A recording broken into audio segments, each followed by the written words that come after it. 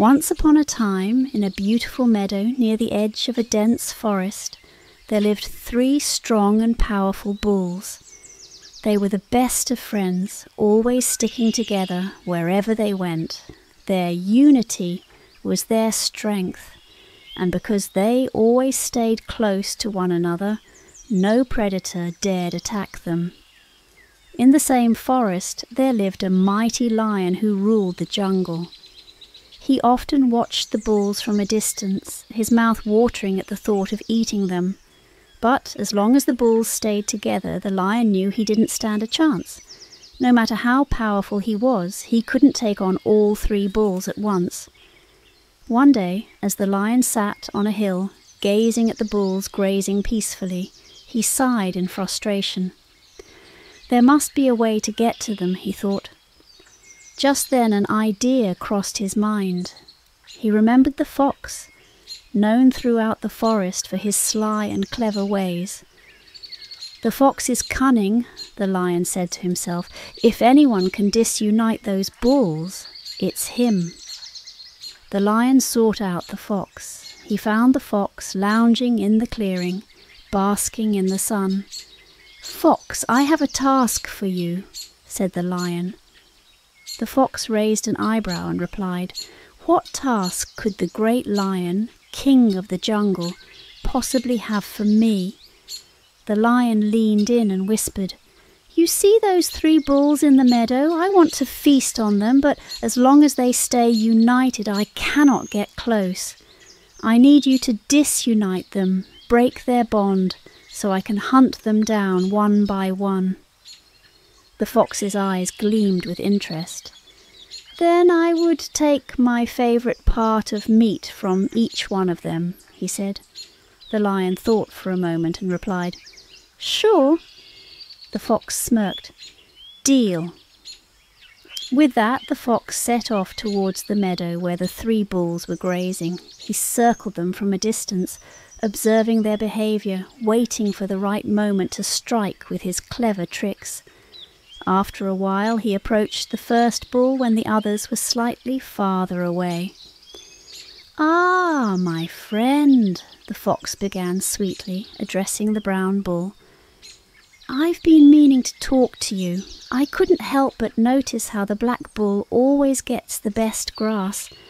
It's almost as if he's pushing you aside to get all the best food." The brown bull, who had never thought about it that way, frowned. "I didn't notice that before," the fox continued, planting more seeds of doubt. "You're the strongest bull here, but it seems like the others are taking advantage of you. You should stand your ground." The brown bull, now doubting his friends, nodded in agreement. "Maybe you're right." Satisfied with his first step, the fox slinked over to the white bull next. "You know," he whispered to the white bull, "the brown bull has been saying some rather unkind things about you. He seems to think you're getting too much of the meadow's food, and he's starting to resent you for it." The white bull's ears perked up. "Is that so? I never thought he would feel that way." The fox nodded. "It seems there's tension brewing among your group. Maybe you should watch out for him." The fox then visited the black bull, feeding him similar lies. "The others think you've been acting like the leader, and they're not happy about it." Over the next few days, the bulls, who had once been inseparable, began to distrust one another.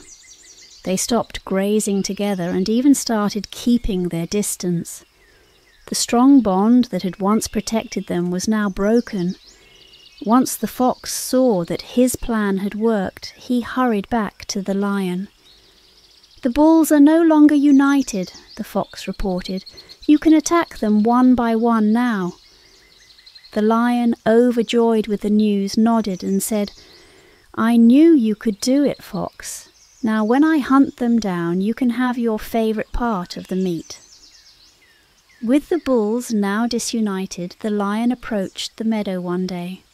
The black bull, who had wandered off from the others, was alone, grazing by a tree. the lion seized the opportunity and attacked, taking the bull down swiftly, and he let the fox take his share of the meat.